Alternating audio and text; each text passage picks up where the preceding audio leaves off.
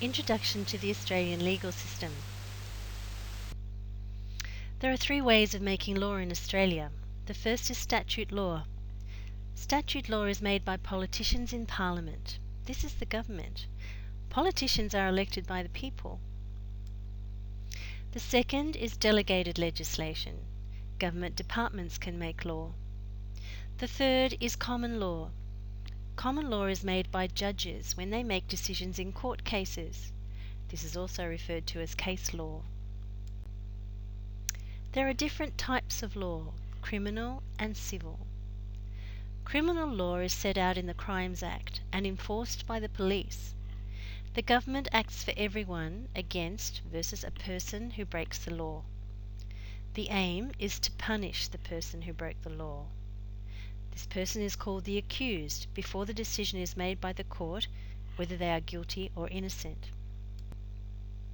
Criminal law examples: crimes against the person, assault, rape, manslaughter, murder; crimes against property, theft, vandalism, robbery, fraud; crimes against morality, illegal drugs, prostitution; traffic law, speeding and drink driving. Different types of law: civil law, which is part of common law. Civil law is used by individuals or companies who have a problem or dispute with other individuals, companies or governments. It often involves money. The aim is to solve the problem by restoring rights to the person who's lost them or who has suffered in some way. For example, negligence by an employer. The person who starts the action in civil law is called the plaintiff. Civil law examples: negligence, which means not taking reasonable care to prevent injury or loss to another person. For example, employers may not provide a safe workplace. Defamation, attacking someone's reputation. There are different outcomes for criminal law and civil law. In criminal law there are punishments: prison sentences, example for murder or major theft; fines and or a loss of licence, example for driving offences; warnings, good behaviour bonds, community service. In civil law, the outcomes are not punishments. They may be compensation, also called damages. For example, it may be money to pay you back for an injury caused by someone else. Court orders may be to make someone do something, for example, remove something from their land. Mediation. A trained mediator may help people solve their disputes without going to court. There are more differences between criminal law and civil law. Proof. That is, the information used to win the case. In criminal law, the burden of proof is on the police or the government. The standard of proof is the police have to prove their case 100%, that is, beyond reasonable doubt. In civil law, the burden of proof is on the plaintiff, that is, the plaintiff has to prove the case. The standard of proof is the plaintiff doesn't have to prove their case 100%.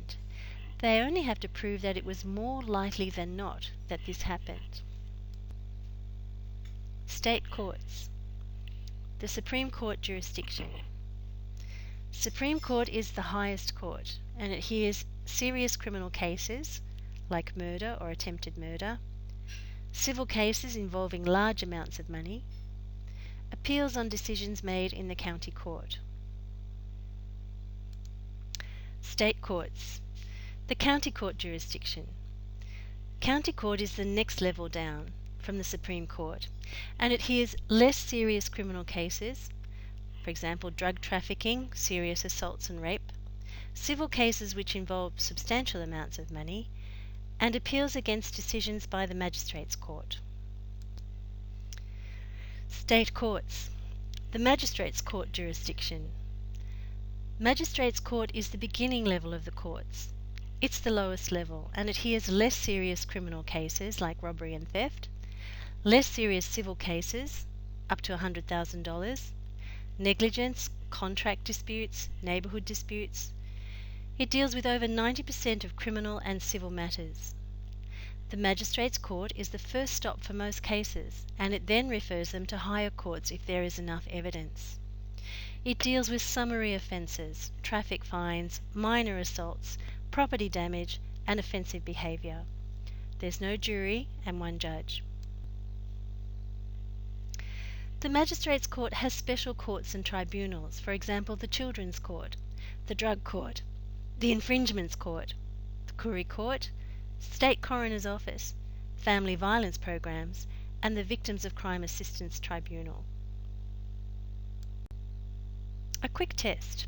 Can you tell the difference between a criminal case and a civil case? A criminal case scenario. You come home and find that someone has stolen $2,000 from your bedroom cupboard. Questions. Who can help you with your case? What do you need to win your case? A civil case scenario. You lend someone $2,000 and they say that they do not owe you the money. Can you get it back? Questions. Who can help you with your case? What do you need to win your case? Answers. In the criminal case, the police can help you. If the police are involved, it's a criminal, not a civil matter. The police could charge the person with theft. The government will provide lawyers as well. But you need evidence. For example, a witness, someone who saw the money taken. Remember, even if you win a criminal case, you might not get your money back. In the civil case, where you lent somebody the money, you could pay lawyers to help you, but you need evidence, for example, a receipt for the money, or a signed contract in which the other person agrees to pay you back, or witnesses who saw the loan. A scenario. Is this a civil or a criminal case? You've just returned home after shopping at the local shopping centre. You were walking home but you tripped and fell, and much of the shopping fell onto the road and has been spoiled. You have hurt your back. Just before you fell, you were distracted by a dog that jumped up on you before it was called away by its owner, and you are frightened of dogs. The footpath where you fell was uneven. You are not sure whether you fell because the footpath was uneven or because of the dog. You were probably carrying too much shopping and you already have back problems. Is this a civil or a criminal case? The answer is it's a civil case.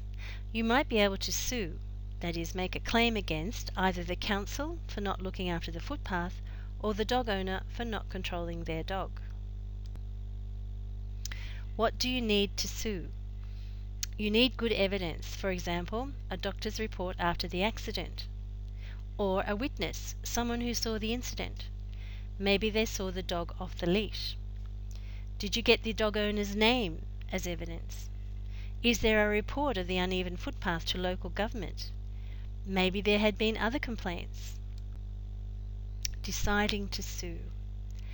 Before you sue, you should ask these questions. Why sue? To get a legal outcome.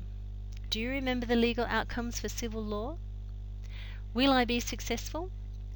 Do you remember what's needed to win your case? Is it worth it? Even if you think you might win, it might cost you more money to pay lawyers than you get back in compensation.